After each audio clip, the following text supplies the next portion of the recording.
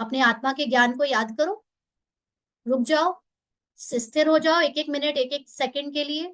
किसने रोका था? लेकिन आपके माइंड ने आपको ये कंडीशनिंग दे दी कि नुमा शाम और अमृत वेला इतने बजे से इतने बजे बैठकर ही होता है, और अगर वो नहीं हो पाया तो तेरी तो लाइफ झंड है, तू तो कर ही नहीं सकती हो।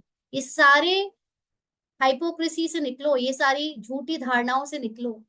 हम कभी भी कहीं भी कहीं से भी याद कर सकते हैं बाबा को, किसी भी परिस्थिति में किसी से भी मिलते हुए। कोई मेरी बुद्धि को मेरे सत्य में स्थित होने से रोक नहीं सकता।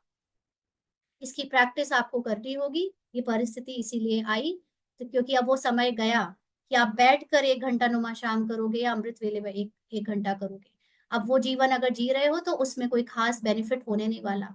अब बेनिफिट है 24 घंटे अटेंशन रखकर, सोते जागते खाते पीते, रिश्तेदारों के बीच में रहते, उनके प्रति शुभ भावना रखते, उनसे हंसी मजाक करते हुए भी आप अपने सत्य में स्थित रहो।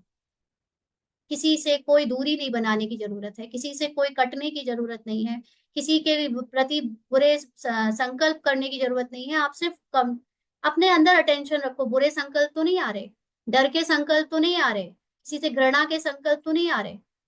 ये अटेंशन रखने का आपको वहां मौका मिला था, वो नहीं किया आपने अगर, तो आपने वो बर्बाद कर दिया ना, वो परिस्थिति का अपॉर्चुनिटी ना। तो अगर डूअरशिप हावी रहा तो हावी नहीं, आपने अटेंशन रखा ना, अटेंशन रखा कि हावी रहा तो आप आत्मा में स्थित हो, है ना। ये अटेंशन ही रखना है। अभी आप ये नहीं सोचो कि कर्तापन का भाव आया ही क्यों।